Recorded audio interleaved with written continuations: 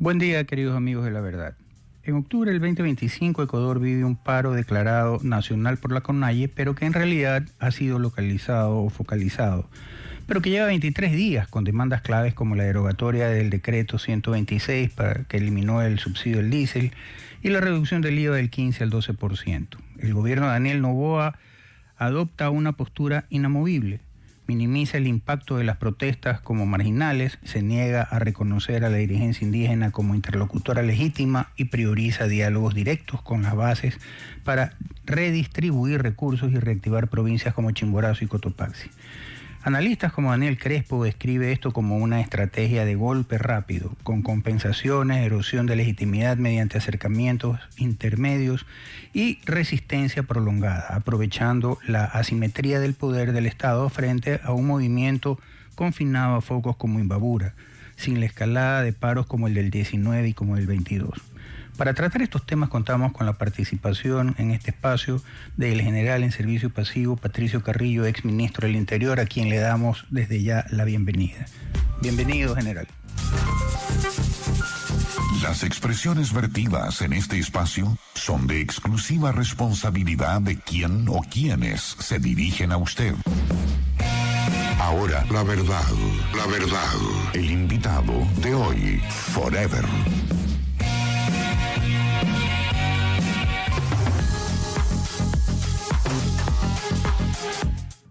Bienvenido, general Patricio Carrillo, un gusto tenerlo en los micrófonos y las cámaras de Radio Forever. Para entrar en materia, ¿cuáles son las similitudes y las diferencias que observa entre el paro nacional de la CONAIE del 2022 durante su gestión como ministro y cuál el de ahora, el 2025, bajo el gobierno de Noboa? Yo creo que hay que hacer varias distinciones. La primera, desde inclusive lo geopolítico. Unas eran las condiciones de Venezuela inclusive, y otra la situación de Estados Unidos enfrentando a un gobierno que ya no es solo políticamente deslegitimado, sino que sin duda es una estructura desde el gobierno en alianza con el crimen organizado. Eso en el 2019 y en el 2022 permitió tener una cercanía, sin duda, inclusive con otros gobiernos como el de Rusia, que en el ciberespacio generó mucho conflicto. En segundo lugar es la participación.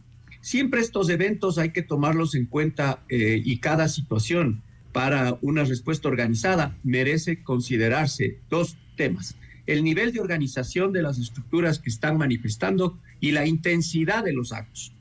Y en los dos casos anteriores, tanto en el 2019 como en el 2022, la organización y la participación de las organizaciones sociales era mucho más grande. Incluía el transporte, incluía estudiantes, incluía sociedad civil, incluía trabajadores. Fue un paro con mayores participantes. Y esta vez, en cambio, solamente se ha quedado la CONAIE con derecho a la resistencia, con esta protesta, y no en todo el territorio nacional. Si bien han tenido alta intensidad en la provincia de Imbabura, en el resto ha sido suficiente repeler con una estructura pequeña del Estado de policía, básicamente, y sin necesidad de ir a más. En tercer lugar, yo creo que los liderazgos cambian también.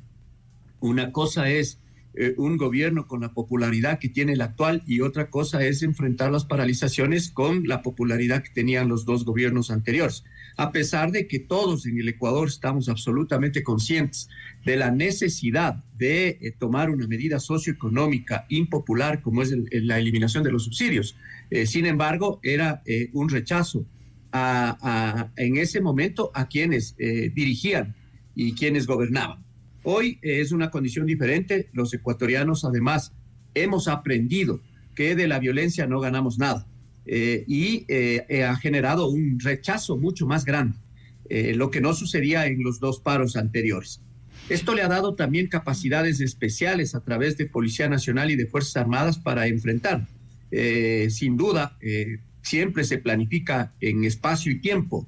En lo temporal, en el antes, no solamente para proveerse de todo lo necesario, sino también para preparar a quienes van a ser empleados como fuerza y que se va a emplear desde la norma hasta el armamento que se va a utilizar o el equipamiento que se va a utilizar. Entonces, todos estos mecanismos me parece que le dan una ventaja hoy al gobierno. Sin embargo, yo creo que todavía no terminamos de comprender cómo funciona la violencia política asociada con el crimen organizado. General, ¿tiene alguna relación, y en base a las diferencias que usted perfectamente bien está evidenciando, ¿tiene alguna relación el hecho de que se hayan dado golpes duros a las economías oscuras, por decirlo de alguna manera, narcotráfico, contrabando de combustibles, minería ilegal y tal, como que no hay el financiamiento suficiente, peor aún con el tema, como usted bien menciona, de Venezuela ahora con el tema de los bloqueos que tiene por parte de la comunidad internacional en cuanto a fondos y tal? ¿Tiene alguna relación el hecho de que no hay dinero como hubo en el 22, que se decía que a la CONAIE le costó más o menos las 17 días de movilizaciones $13.600.000? Ahora tuvo que focalizarse en Imbabura más que nada. ¿Hay alguna relación entre estos hechos? Mire, yo lo que creo, y no sé si habrá evidencia, pero lo que yo sí creo es que el rol de Venezuela y el financiamiento que tenía Venezuela es algo que lo dejamos pasar. Y digo así porque en realidad sucedió. Ojalá la comprensión que hoy tenemos se la hubiese tenido en el 2020. Porque inclusive el gobierno y muchos de los que todavía siguen haciendo activismo político y se encuentran sentados en la Asamblea Nacional favorecieron con la amnistía lo que hoy estamos viviendo. Y a través de todos esos mecanismos ya se sabían de los delitos, que eso sí hay que reprimir en las manifestaciones. Se cree que las manifestaciones solo hay que repelerlas y no es así. Cuando ya se comete delitos hay que reprimir. Para eso justamente existe la norma. Hay un derecho de las personas que no quieren verse involucradas en estos actos y son vulnerados. Por consiguiente, hay que actuar conforme dice la ley y bajo la doctrina de derechos humanos. Pero el problema que no hemos resuelto nosotros en realidad es un problema de corrupción y es un problema de impunidad, además de la baja calidad de educación, que creo que son los problemas más graves que tiene el país. Pero enfocados en los dos primeros, corrupción e impunidad, lo que no se ha planteado y creo que es urgente y necesario es una reforma al sistema de justicia. Y no hay ni iniciativa desde el Ejecutivo ni desde el Legislativo en ese sentido, lo cual preocupa porque podemos ir a una asamblea constituyente sin una reforma que empiece a debatirse de este mal que es absolutamente necesario. En el Ecuador, entender las violencias creo que es fundamental. Ya la violencia interpersonal en el Ecuador desapareció. Lo que existe es una violencia armada por las rentas ilegales que producen mercados de alta criminalidad, como el contrabando, como la minería ilegal, como el narcotráfico, como la trata de personas, como el tráfico de armas. Y todos están asociados. Y en estos mercados ilegales participan casi las mismas personas en las cadenas de ilicitud. Si vemos esto trasladado a lo que está sucediendo en Imbabura, podemos encontrar varios patrones de comportamiento. Muchas de las personas que protestan son parte de la cadena de ilicitud porque no hay otra oportunidad. Y este mecanismo se puede evidenciar, pero para eso hay que hacer cooperación internacional. Mire, en el 2022 nosotros empezamos a hacer trabajos en conjunto con el GAFI y con el Grupo de Acción Financiera Internacional y con una organización internacional que se llama también Edmond Group para hacer trazabilidad a los dineros ilegales. Sin embargo, eso es justamente las amenazas que mira el crimen organizado y ahí es cuando quiere quitar liderazgos para dejar que se ralenticen estos temas. Hasta ahora somos uno de los pocos países que tiene enorme presencia de crimen organizado, pero que no somos parte del Edmond Group y no cumplimos los pedidos que hace permanentemente el Grupo de Acción Financiera Internacional. Y luego tenemos un grave conflicto además, que eso nos debería llamar mucho más la atención. Mire lo que está pasando con México y mire lo que está pasando con Colombia en términos de relación internacional, solo para pensar en la cooperación que necesitamos nosotros. El Ecuador en el año 2008 daba refugio a narcotraficantes y guerrilleros en territorio nacional. Por eso se dio el lamentable hecho de Angostura. Recordaremos claramente cuál fue la posición del gobierno. pero era por dar refugio justamente a traficantes y a delincuentes. Ahora cambiaron los roles. Colombia y México dan refugio a traficantes y delincuentes con el apoyo de Venezuela. Esto es lo que hay que entender para lograr un diálogo nacional, un diálogo no desde el radicalismo político interno. Esto no es un tema, es un falso dilema de soberanía. Este es una recuperación real del Estado de Derecho. Hoy podríamos recuperar el orden público a través de la fuerza, pero los problemas van a persistir porque las soluciones no van a llegar.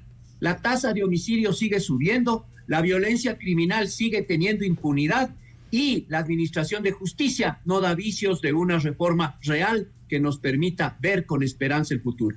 Correcto, coronel.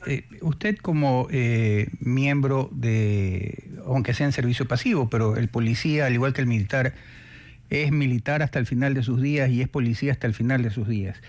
Teniendo presente que el monopolio de la fuerza le corresponde al Estado, ¿cómo puede ser que seamos permisivos en que grupos indígenas tengan su propia fuerza, que amenacen los dirigentes indígenas diciendo si no me pides permiso los vamos a repeler con nuestra fuerza? Recordamos todos el tema del famoso picnic que había armado Patiño y otros para justamente este tema de guerrilla urbana. ¿Cómo poder combatir de una vez por todas? Porque si el monopolio de la fuerza la tiene el Estado, no puede pues permitirse que haya un ejército paralelo, por muy rudimentarias que sean las armas. Sin duda, estas guardias indígenas están mucho más fortalecidas en territorios justamente de minería, y no de minería legal, sino de minería ilegal. Esto es cuando yo hablo justamente de aprender. La violencia también se aprende, no es que todos nacemos violentos, la violencia se va aprendiendo y muchas veces ese aprendizaje se da por asociación, se da por imitación y se da por muchas otras condiciones, así se lo estudia en criminología. Pero eso invita justamente a mirar cómo vamos a responder desde el Estado. La visión tradicional de que Fuerzas Armadas y Policía Nacional tengan una misión independiente, constitucional, creo que debe ser un mecanismo también de debate. Sin duda necesitan estas instituciones un control civil, sin duda necesitan unos principios de derechos humanos de actuación, sin duda necesitan límites. Pero ¿cuál es el equilibrio en estos conflictos híbridos en donde la supremacía realmente viene desde la ilegalidad? Y ahí, como actúan sin límites, como actúan sin respeto absolutamente a nada, ¿cómo se puede desde el Estado generar un equilibrio? Además, tenemos que mirar lo que sucede justamente en la Administración de Justicia. ¿Cómo protegemos al personal? Mire, después de cada uno de estos eventos, y hoy estamos mirando lastimosamente que se repite, quien más debería estar operando es el Ministerio de Gobierno, pero vemos que no es así, que son los ministerios encargados de las dos instituciones, de las Fuerzas Armadas y de la Policía Nacional, los que más protagonismo tienen. Y el Ministerio de Gobierno, que debería ser el que está en el diálogo social, no aparece. Así queda después lo mismo. Las cicatrices de todos estos conflictos se llevan los uniformados y no les protegemos porque pensamos solamente que ellos actúan como reaccionarios ante la sociedad civil, y esa no es la verdad. En unos momentos de conflictividad como los que se viven, el tomar decisiones en fracciones de segundo no es un tema sencillo, y el evitar durante todo el tiempo las provocaciones es un reto también que deben cumplir los uniformados, teniendo presente que el uso progresivo y gradual de fuerza siempre será el último recurso, y así debemos mirarlo, y el gobierno debe mirar así. Pero yo creo que no está mirando las soluciones, sino está mirando únicamente la posibilidad de no perder en una potencial consulta popular el llamado a la constituyente. Correcto, general. Al retorno del corte comercial me gustaría tratar con usted el tema de las 3 bombas, una en cada uno de los puentes de Girón Pasaje, Churute, y la otra, la de Guayaquil, frente al Mall del Sol. Eso al retorno del corte comercial. General Patricio Carrillo, justamente hablando de esto de que estaba focalizado básicamente en Imbabura, el tema de las paralizaciones y las protestas, En la costa, como que si no hubiese pasado nada. No se ha visto ni un indígena con un cartelón parado en ninguna esquina, en ninguna de las ciudades de la costa reclamando.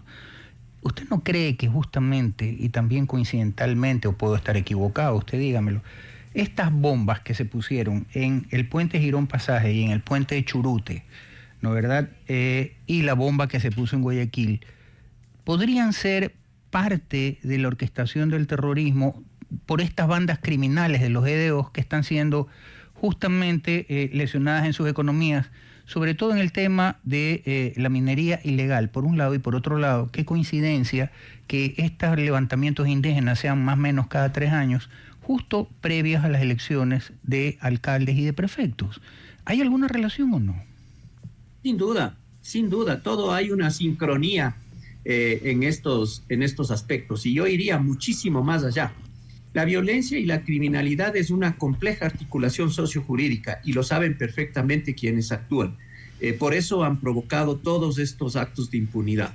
Yo diría que estos temas que ya tipifican en actos de terrorismo, sin duda, son advertencias que nos están haciendo las organizaciones criminales que operan en el país con poder político, por muchos de los temas que en el país están sucediendo. En los procesos electorales que van a venir, el recambio político que están experimentando, la falta de apoyos que tienen cada vez mucho menos en los procesos. Esto tiene que ver, porque si nosotros miramos a los personajes, van a darse cuenta que casi las mismas personas están embarradas en todos los escándalos y en todos los delitos de gran connotación en el país, por citarle algunos. Los mismos nombres aparecen en el robo al ISPOL, las mismas organizaciones políticas que protegieron desde la presidencia de la Asamblea, incluso a familiares y desde acciones y desde funciones de ministerio, protegieron a quienes saquearon los fondos de la seguridad social del ISPOL. Los mismos personajes están en la criminalización a la contratación pública en el sistema de salud y en los municipios, con recursos y con empresas fantasmas del señor Norero, y con bienes entre ellos entrecruzados, entre Jordán, entre Norero, ahora Serrano, el mismo Salcedo, alguno de los Bucarán. Este tema articula a las mismas personas. Las mismas personas están involucrados en todos los casos de la criminalización de la justicia. Desde que el ex vicepresidente Glass fue procesado y sentenciado, iniciaron las masacres carcelarias, iniciaron estos actos de terrorismo al interior.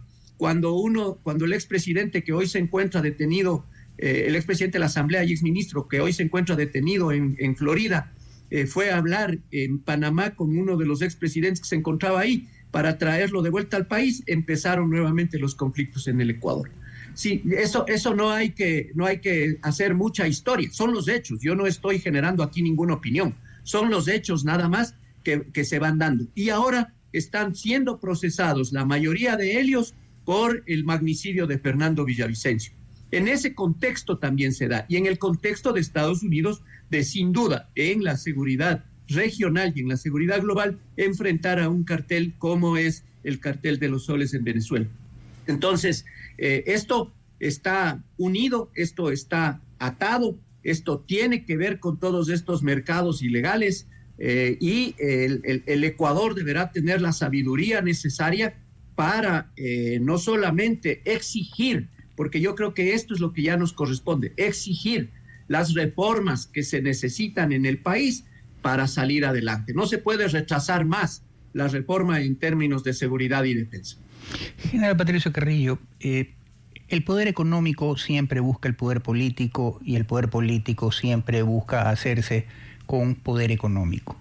Y hablando de estos temas, justamente se ha dicho en varios medios de comunicación, se ha relacionado a RC5, esto es el correísmo, como brazo político del crimen organizado. No lo digo yo, lo han dicho varios medios de comunicación e inclusive investigaciones y tal.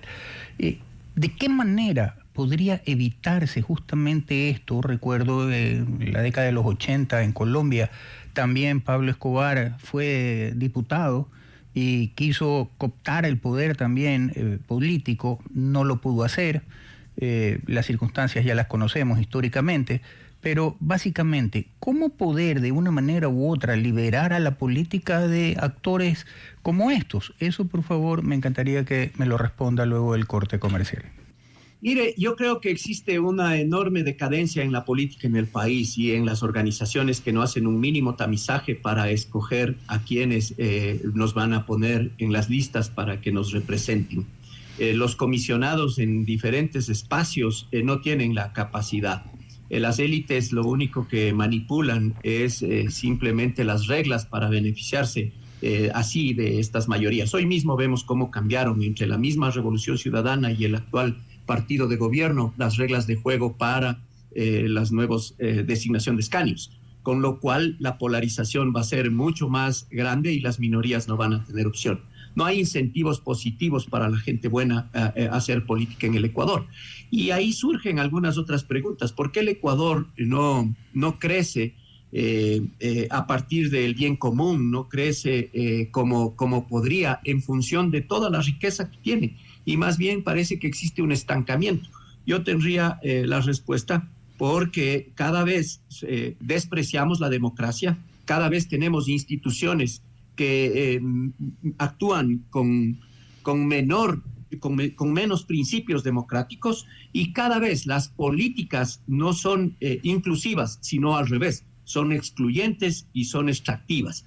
Creo que ahí encontramos algunas de las soluciones que el país necesita. Ojalá en algún momento tengamos líderes y no simbolismos que nos presenten planes reales de gobierno y que exista la capacidad social también para hacer trazabilidad a esas propuestas que fueron planteadas en campaña y que se exija el cumplimiento. General Patricio Carrillo, no me queda más que agradecer por sus comentarios, sus opiniones, muy claras, por cierto. Ojalá que los ecuatorianos, porque al fin y al cabo los ecuatorianos somos los que elegimos a nuestros gobernantes, ojalá no volvamos a equivocarnos ni nos dejemos engañar por cantos de sirena, porque al fin y al cabo esos que hablan del pueblo, por el pueblo y para el pueblo, terminan embolsicándose el dinero del pueblo. Muchísimas gracias, general. A usted, doctor, un gusto saludarle y un saludo a todos. Buenos días. Buenos días. El Fondo Monetario Internacional, FMI, por sus siglas, el 13 de octubre del 2025, en su informe sobre las perspectivas económicas mundiales, mejorando la proyección de crecimiento del Producto Interno Bruto del Ecuador, establece que esta podría mejorar en 3.2% para el 2025. Desde el 1.7% en abril, tras una recesión de menos 2% en el 2024 y moderando al 2% para el 2026. La inflación se estima en 1.1% para el 2025 y 2.8% para el 2026, influida por eliminación de subsidios como el diésel. Sin embargo, estas cifras no incorporan del todo las paralizaciones de 23 días lideradas por la CONAIE desde el 22 de septiembre en rechazo a dicha medida, que generaron pérdidas de 280 y 290 millones de dólares en lo que va de la paralización, afectando principalmente la Sierra Norte y Centro en sectores como la floricultura, el turismo, la agricultura, comparado con las cifras del Banco Central del Ecuador, que prevé un 3.8% en el 2025 y 1.8% en el 2026, con inflación del 3.2%. El contexto de protestas cíclicas resaltan riesgo de inestabilidad que podrían ajustar estas expectativas a la baja. Para tratar estos temas, contamos con un invitado muy querido y respetado por esta casa, como lo es el economista Mauricio Pozo, ex ministro de Finanzas. Esperamos que el economista Pozo pueda solucionar los problemas de conexión y pueda estar con nosotros dentro de poco tiempo. Sin lugar a dudas, el Ecuador podríamos decir que hemos experimentado en lo económico dos momentos. El primero de ellos, criticados por unos, aplaudidos por otros, que es el que se haya recuperado la confianza por parte de los inversionistas extranjeros y por parte de los tenedores de la deuda. Esto ha hecho que se disminuya el riesgo país importantemente dentro del periodo, el primer periodo que tuvo de transición el presidente Noboa.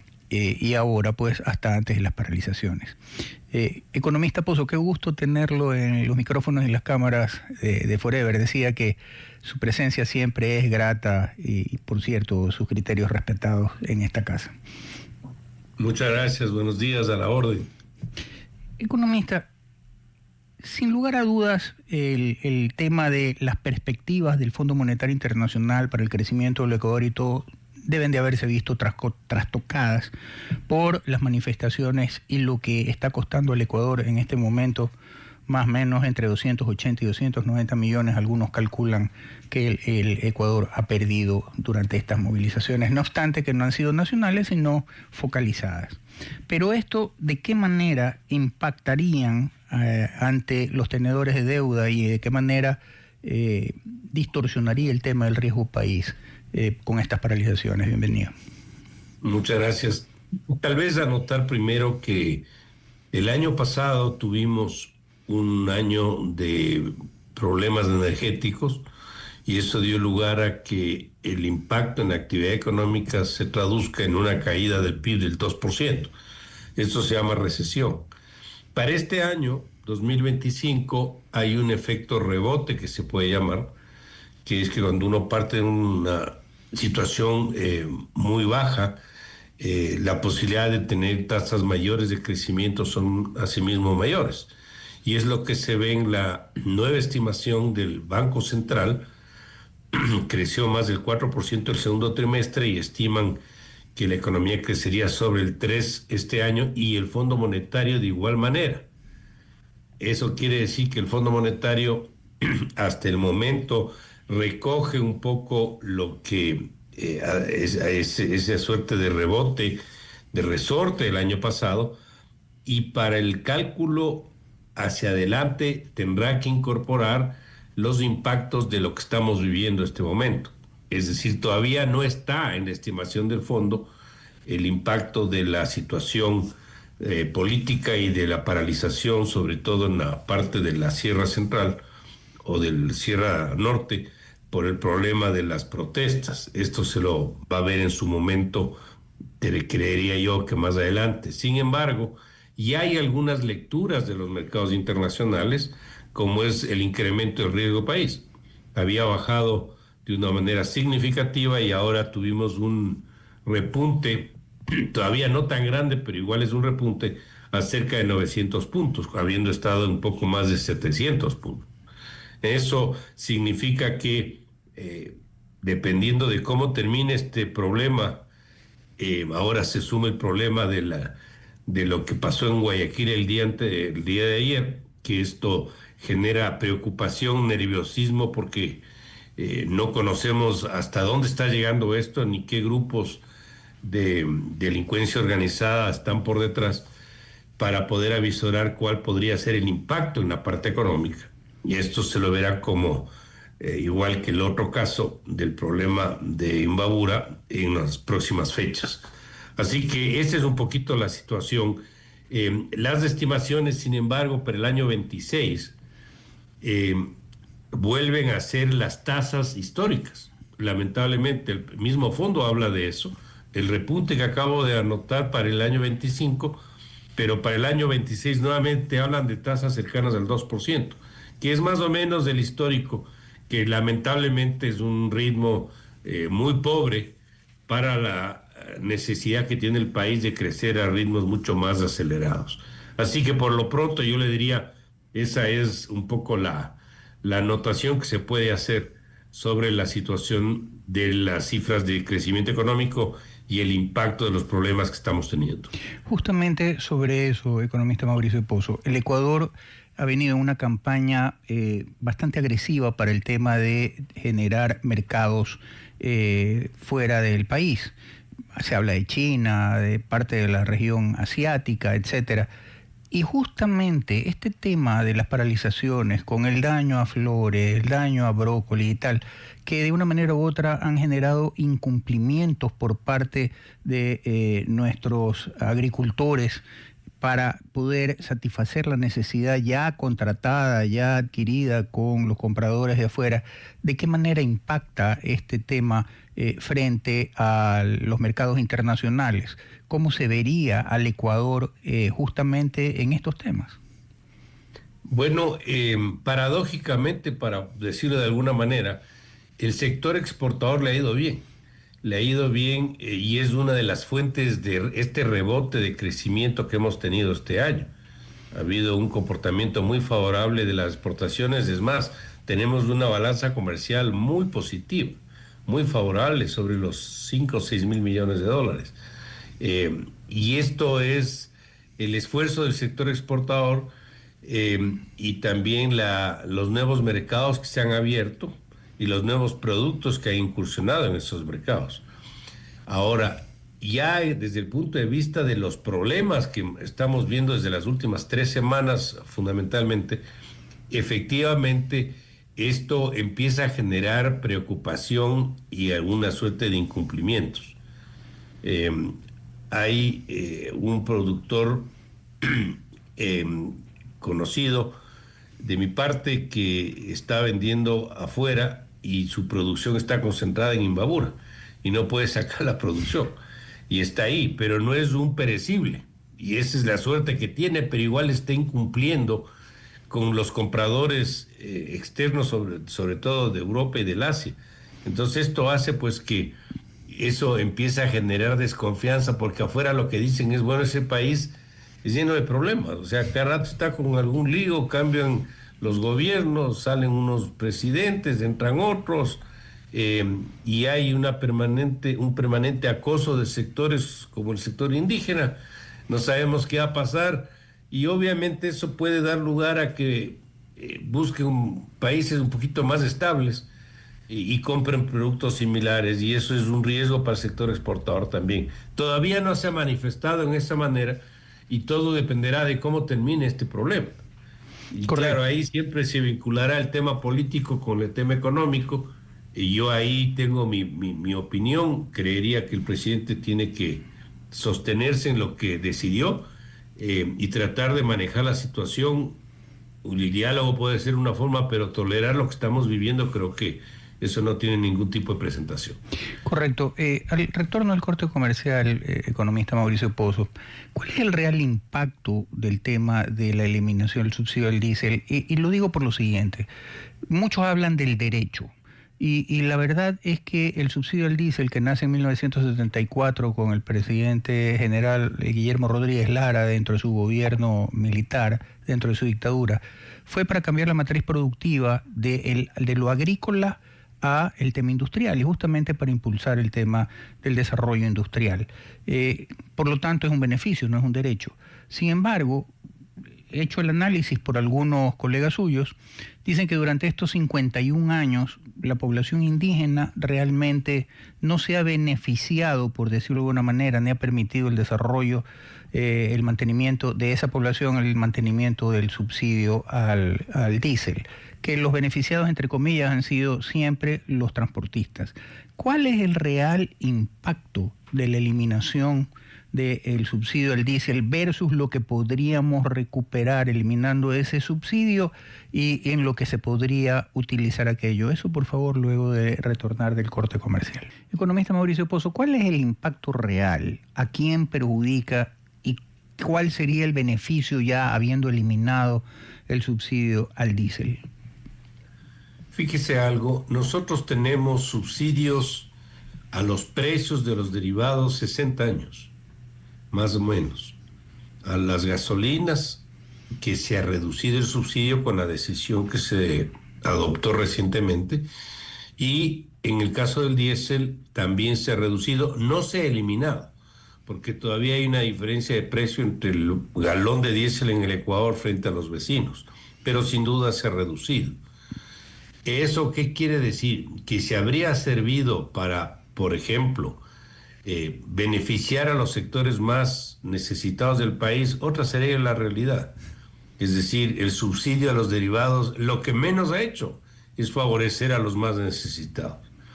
Dicho esto, se toma la decisión del diésel, que no, por cierto, no es la primera vez que se la adopta. Claro. Yo estuve en la última parte del gobierno del expresidente Lenín Moreno, y ahí teníamos un ajuste del 5% a los derivados de gasolina y de diésel.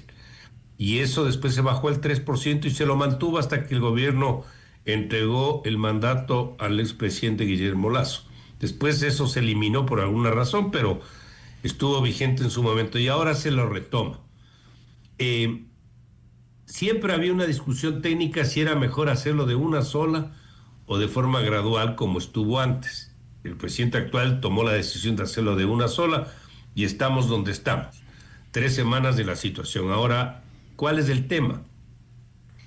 Este es un subsidio que no debió existir nunca como el de las gasolinas. Uno no puede subsidiar precios. Uno debe subsidiar técnicamente sectores, actividades económicas, pero no precios. Pero cuando uno subsidia precios, no focaliza nada. Claro. Todos se benefician, los pobres, los ricos, los que se merecen y los que no se merecen. Eso significa que parte de los costos de ese subsidio es el problema del contrabando, que es el gran beneficiado que ha tenido por la permanencia del subsidio, el narcotráfico, la pesca ilegal en alta mar, etc. Esto, en resumen, ha sido absolutamente desproporcionado. Es más, se ha beneficiado hasta países vecinos más por el mantenimiento del subsidio.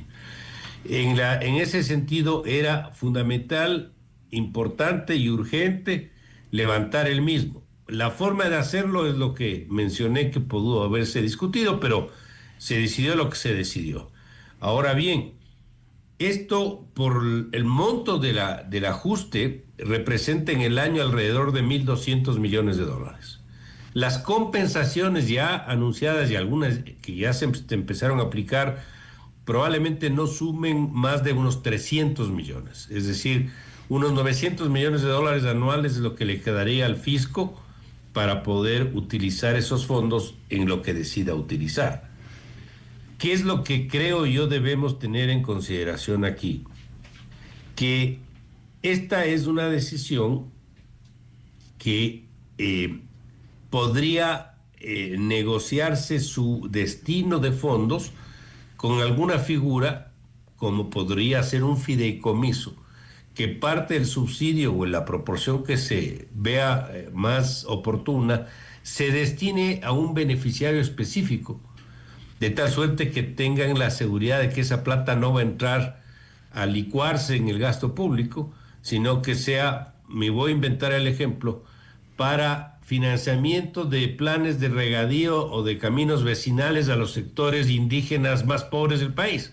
Me estoy inventando el caso, para hacerle más viable. Pero lo que yo creo, lamentablemente, es que este problema que estamos viviendo ya rebasa el problema del subsidio al diésel.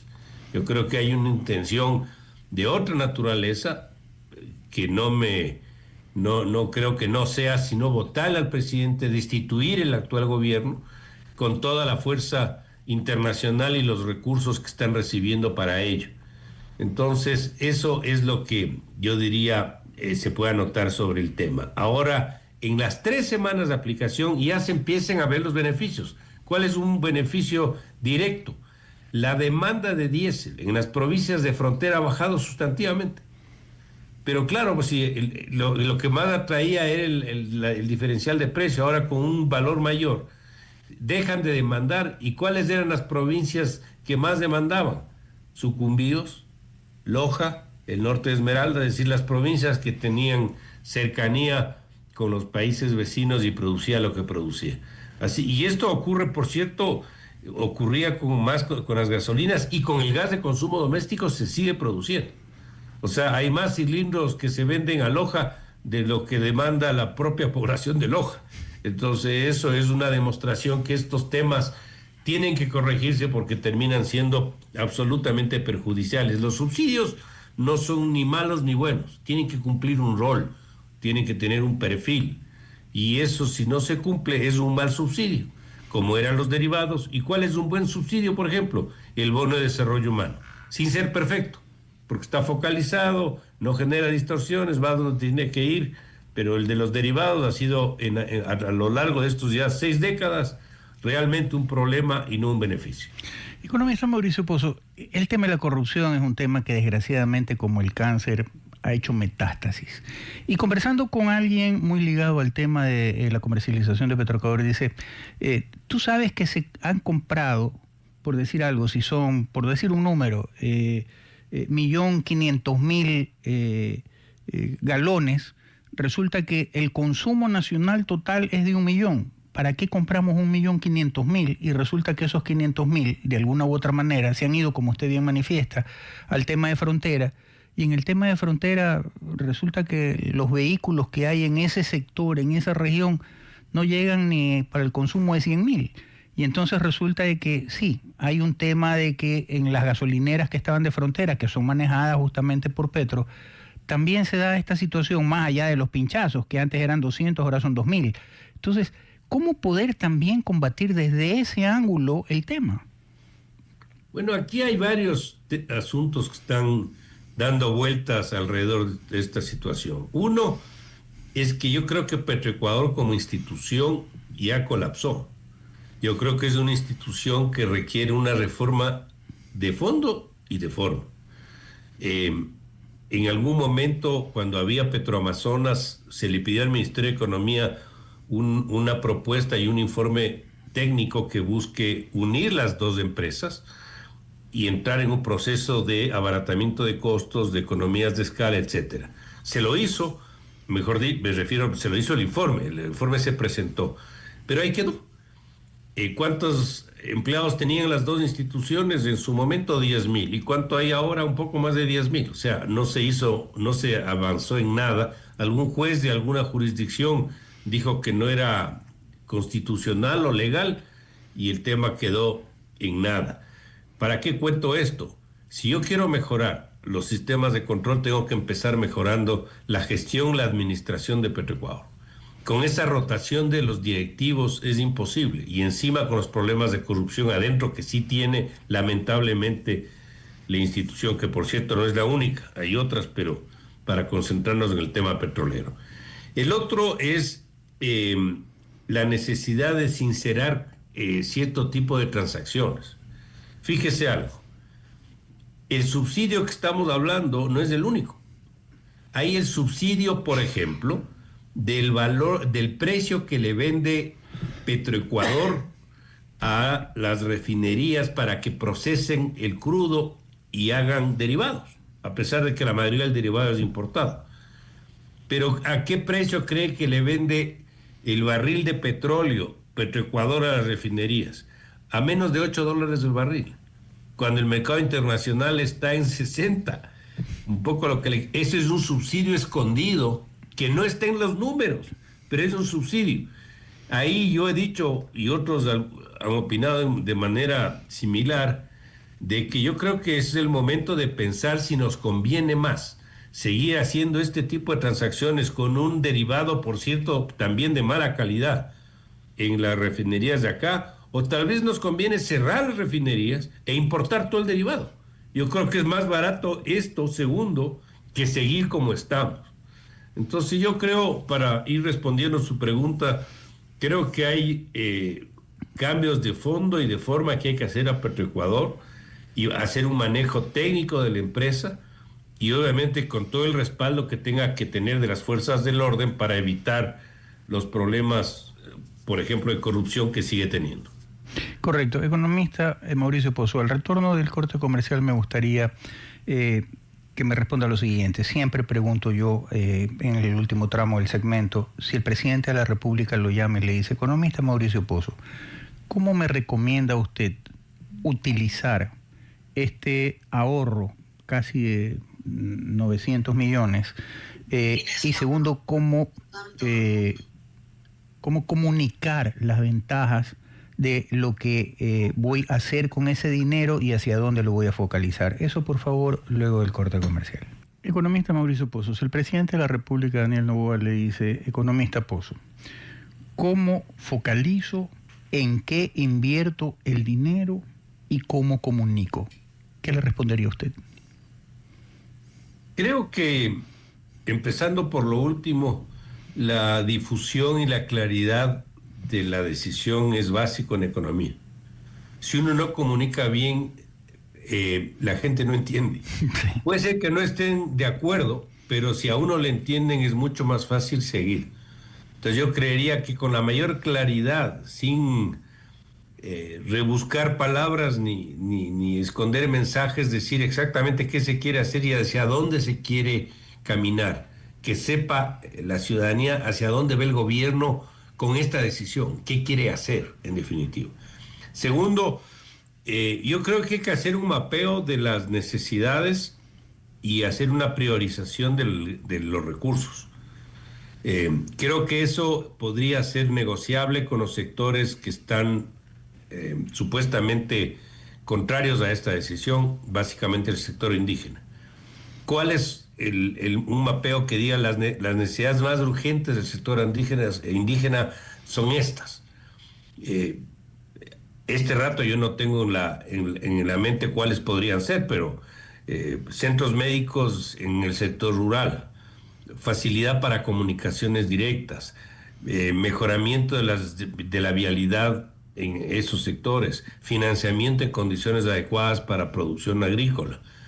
Y si eso suma 200, 300 millones, meterle como una parte de los recursos provenientes del precio del diésel y darles para administración conjunta, pueden ellos poner delegados y el gobierno los suyos, para poder usar los recursos de la mejor forma.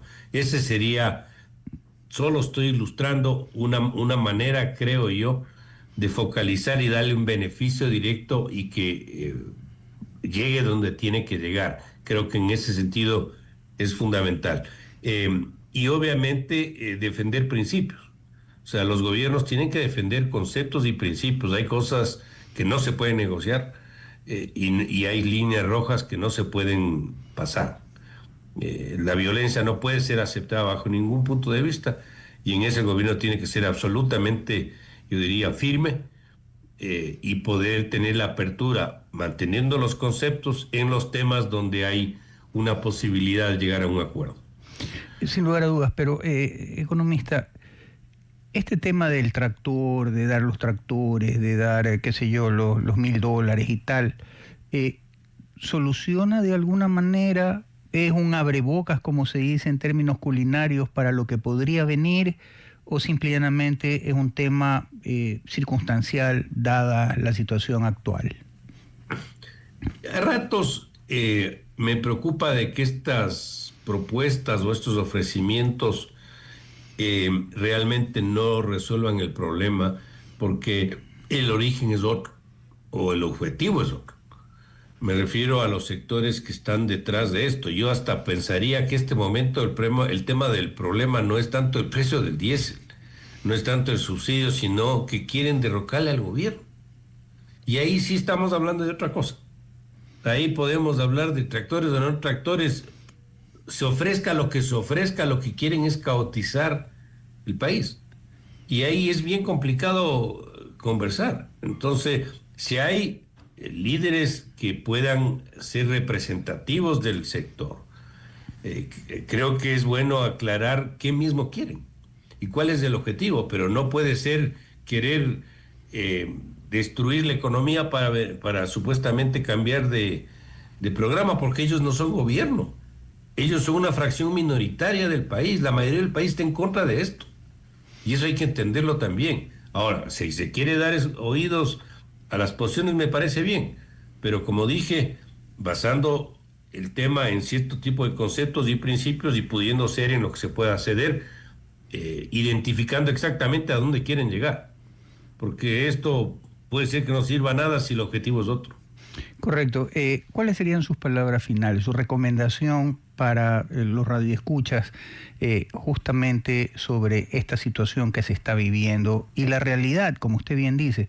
El objetivo más allá es del tema del diésel o no, es o derrocar al gobierno o oponerse a que las cosas cambien a través del cambio de la Constitución. ¿Cuáles serían sus palabras finales? Yo creo que el país sí tiene solución, no es la primera vez que ocurre en esta situación. Creo que ahora el gobierno tiene más fuerza que los gobiernos anteriores que tuvieron estas protestas, y por esa razón yo creo que utilizando la fuerza política del gobierno y la opinión pública que apoye el que se resuelvan estas cosas, le dé una luz de respaldo al gobierno para que pueda solucionar esto y rechace todo lo que tiene que ver con acciones de violencia.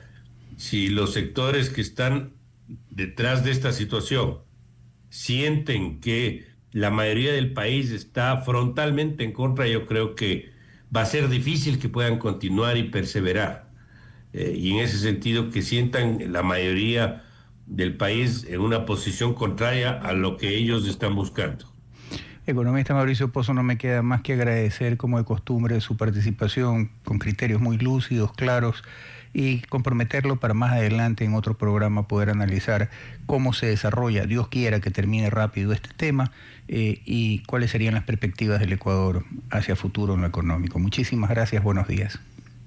Muchas gracias, a la orden siempre.